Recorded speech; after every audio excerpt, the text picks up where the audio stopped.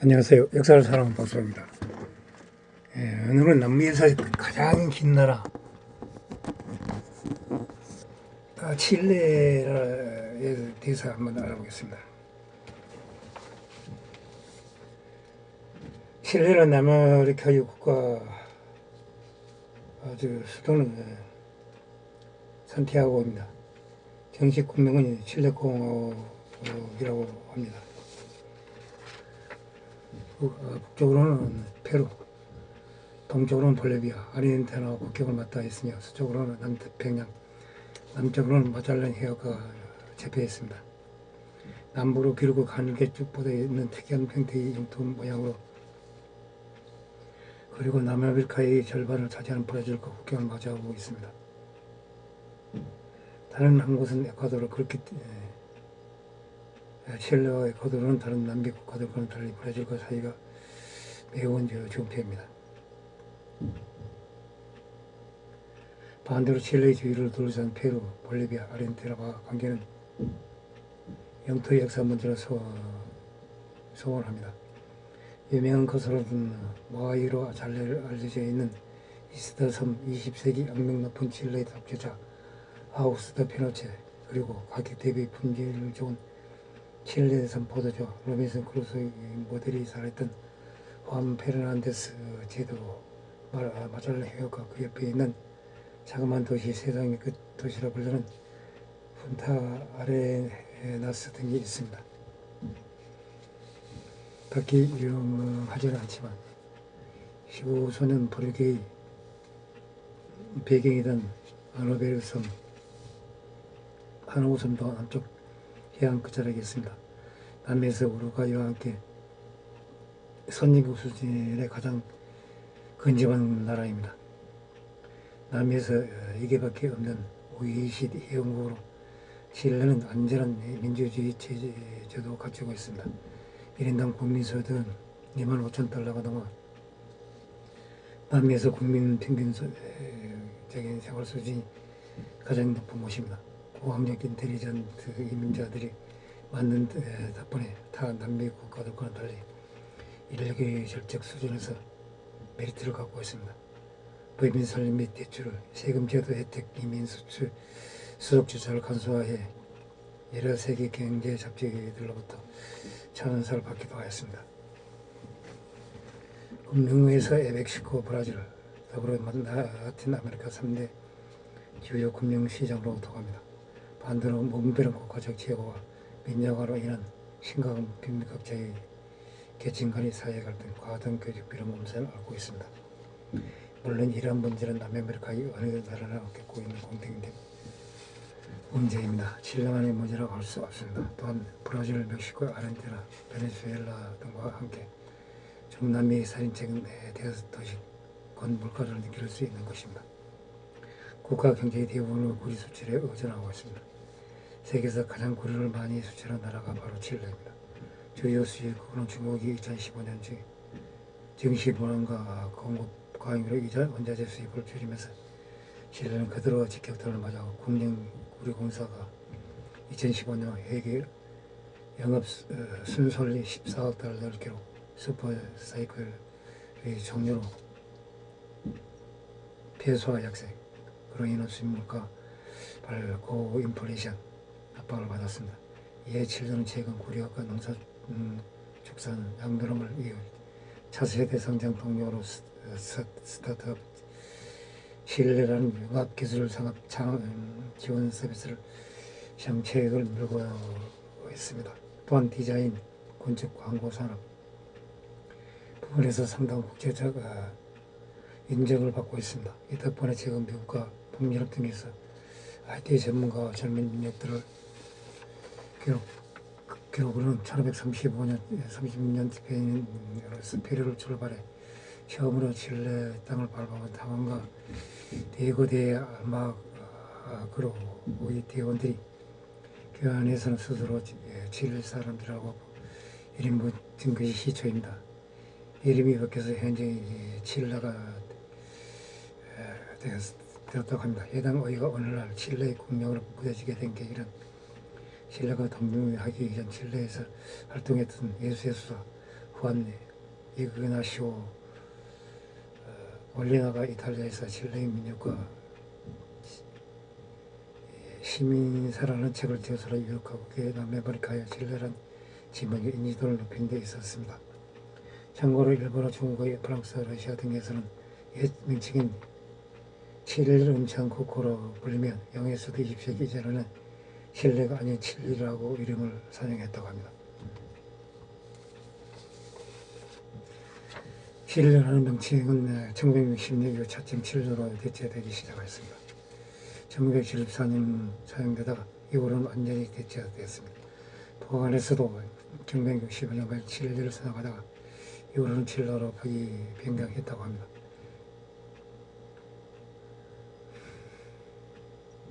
칠레 국가는 스페인어로 라 에스트레야 솔리타리아라 불리며 외로운 별이라는 뜻입니다. 흰 오각형 별은 진보와 명예를 의미하고 푸른색은 하늘을 의미하며 흰색은 안데스 산맥, 붉은색은 독립을 위해 흘린 피를 의미합니다. 1817년 10월 동지 선포를 앞두고 국가로 지정되었으며 국회로 지정되었으며 200년이 넘는 세월 동안 조금도 수정되지 않고 계속 사용되고 있습니다. 미국 텍사스주의 국주가 이름도 같고 디자인도 유사합니다. 사실 칠레 국기가 텍사스주기보다 20년 정도 역사가 앞선다고 합니다. 칠레 면적은 75만 6천 평방킬로미터로 동서 평균 177km로 좁고 남북의 동서 길이가 가장 긴 유대에서 350km 정도입니다. 남북으로 약 4,270km 긴 형태를 지니고 있습니다. 그래서 수도 산티아고 대 칠레를 제외한 나머지 모든 광역 행정구역이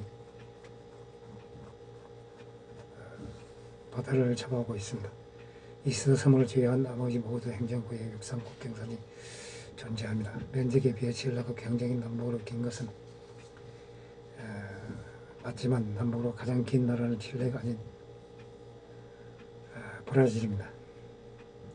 워낙 대국이고 다른 대국들이 대체로 동서로 발달한 데 비해 식민개척으로 행했다는 특이한 역사로 인해 브라질의 영토는 동서로도 길고 남북으로도 길게 형성되어 있습니다.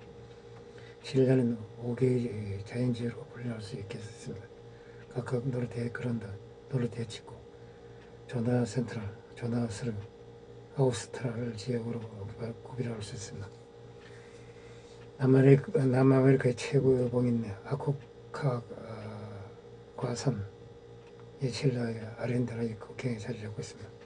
동쪽으로는 안데스 산맥, 북쪽으로는 아타카마 사막, 남쪽으로는 주코, 함자라마, 파타고니아 등 다소 고립된 국토를 가지고 있습니다.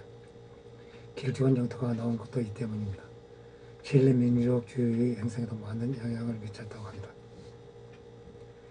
남북으로 워낙 긴 데다가 곡산지대까지 있는 바람에 한국과 내에서 제조 칠흑에 기후될 게 경험해 볼 수 있습니다. 대체로 북부와 중부로 온난 건조한 편이며 반대로 남극과 가까워질수록 습하고 서늘합니다. 물론 동서로는 매우 좋기 때문에 이스타 섬을 제외한 본토 전체가 하나의 시간대를 쓰고 있습니다.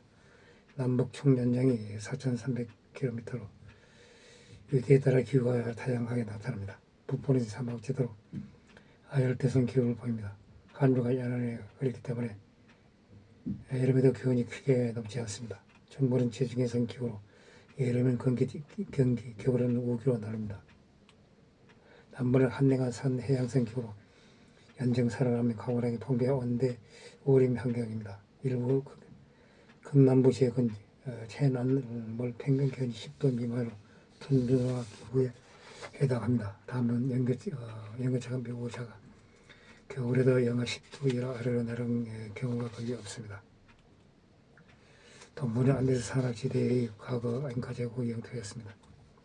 고산기후가 나타납니다. 남아메리카에서 가장 연평균 기온이 낮은 나라이며 남반구에서는 뉴질랜드와 함께 연평균 기온이 가장 낮은 나라입니다. 이라크, 터키, 프랑스, 우즈베키스탄, 대한민국과 비슷한 동네입니다. 16세기 스페인들이 발견했을 당시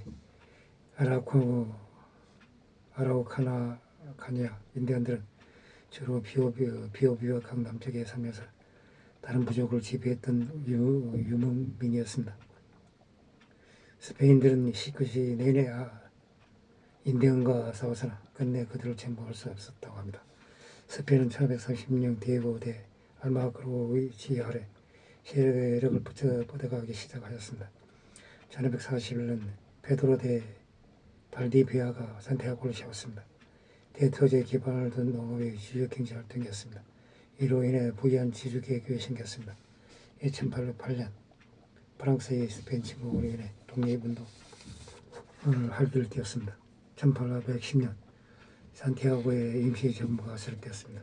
1814년 스페인이 통치권을 재점령하였지만 애국 지도자 베르나르도 오이킨스가 아르헨타로를 피신했다가 호재된 산마르틴이 이끄는 군대와 함께 따라와 1817년 차카부코에서 스페인군을 물리쳤습니다. 오이킨스는 국가원수로 선포됐으며 이듬해 2월 공식적으로 독립이 발표되었습니다. 1891년까지는 한복으로 보장된 지주들이 과도한 정치가 행해졌습니다. 그 정권은 자유당으로 넘어갔습니다. 카톨릭의 권위가 축소되었습니다. 이후의 정치적 기적 흐름의 영향을 받게 되었습니다. 1879년, 83년 있었던 볼리비아와 페루와의 전쟁으로 두 나라로부터 옛 영토를 되찾아 영토가 확장되었습니다. 19세기 토지를 소유한 이전의 소수 독재자들이 국내 정치에서 계속 큰 영향력을 행사하였습니다. 그러나 20세기 초 도시화 산업화가 진행되면서 새로운 도시 증강급이 출현하였습니다. 그 후 10년 동안 급진당 사회당 기득권 민주당 등과 같은 시야정당이 창설되었습니다. 1920년대와 1930년대 초 약간의 정치적 불안과 혼란이 있었습니다. 평화적인 정치 발전이 계속되었습니다. 1938년 52년에 급진당에 속한 대통령들이 줄곧 통치하였으나 1964년 중도파의 민주당이 집권당이 되었습니다. 이 정부는 가난한 사람들에게 정치 행정에 채용하는 계획을 시도하였습니다. 1999년 사회당과 공산당, 급진당과 기독교 민주당에 소속된 멤버 자파들과 연합해 1970년 대통령 선거에서 과반수를 득표하였습니다. 그들이 후보였던 살바도르 아yen데가 마르코스 지도자로 자처하는 사람으로서는 처음으로 라틴 아메리카에서 대통령으로 선출되었습니다. 아yen데는 미국 서구의 구류 강선을 몰수하고 여러 가지 사회주의 정책을 폈습니다. 그 후 2년도 안 뒤에 미국의 자본 투자 거부를 주도하여 경제는 악화되었습니다. 많은 중간층 사람들이 아yen데 정부에 등을 돌렸습니다. 1973년 아우구스토 피노체트가 육군 사령관이 군부구태를 일으켰습니다. 아yen데 정부는 전복되고 군사혁명위원회가 들어섰습니다. 군사평의회의 수반인 피노체트는 엄격한 자유시장 정책을 제도하였으며 군부 통치에 반대하는 국내 저양 세력들을 잔혹하게 실행하였습니다. 1980년 새 헌법이 승인됐고 피노체트가 대통령으로 선출되었습니다. 헌법의 맹신대로 1988년 10월 국민투표가 실시되었습니다. 이 투표는 군사정부의 후보인 피노체트의 8년간 재임 추진을 위해 실시된 것이었지만 대다수의 유권자들이 피노체트를 거부하였습니다. 결국 피노체트는 물러나고 1989년 실시된 선거로 다시 민간 정부가 들어섰습니다. 기독교 민주당 출신의 아일린 대통령은 군부 정권의 살해 실종된 정치범들에 대한 증거를 조사하기 위해 진실과 화해위원회를 구성하였습니다. 10개월 후에 1991년 2월 위원회는 1973년부터 90년 군부 독재 기간 동안의 인권 침해 사례가 보고서를 대통령에게 제출했습니다. 보고서에 따르면 2279명이 사망했고 그중 1068명이 고문 총살 처형당했다고 합니다. 보고서는 1973년, 77년 군보안경찰인 디나가 체계적인 학살 정책을 수행했다고 결론지었습니다. 그러나 보고서에 가해자는 이름이 빠져 있었으며 아이원 대통령은 희생자들 일부에 대한 보상이 주어지겠지만 인권 재판은 열지 않기로 결정을 하였습니다. 1993년 12월 대통령 선거에서 에드와르드 프레이가 당선되었습니다. 하지만 1980년 자신에 의해 제정된 시행헌법에 힘입어 피노체트는 여전히 군 총사령관 자리에 남아있으면서 상하원은 구명을 지명하는 권한을 유지함으로써 우익의 힘을 실어주었습니다. 프레이 대통령이 취임하기 전 1994년 2월 칠레 의회는 대통령 임기를 8년에서 6년으로 단축하였습니다. 프레이 대통령은 집권하자마자 군부가 지명하는 상원 의회에서 8석을 폐지할 것을 국회에 제안하였습니다. 또한 내각의 사회주의 계열 인사 4명을 임명함으로써 군부가 고위 관직에 대한 사회주의 계열 인사 임명 거부권을 행사할 수 없도록 만들었습니다. 1989년 집권한 중도 좌파 연합정권은 2009년까지 20년 동안 장기 집권을 통해 권력을 장악하였습니다. 2006년은 미첼 바첼레트가 최초의 여성 대통령으로 당선되었습니다.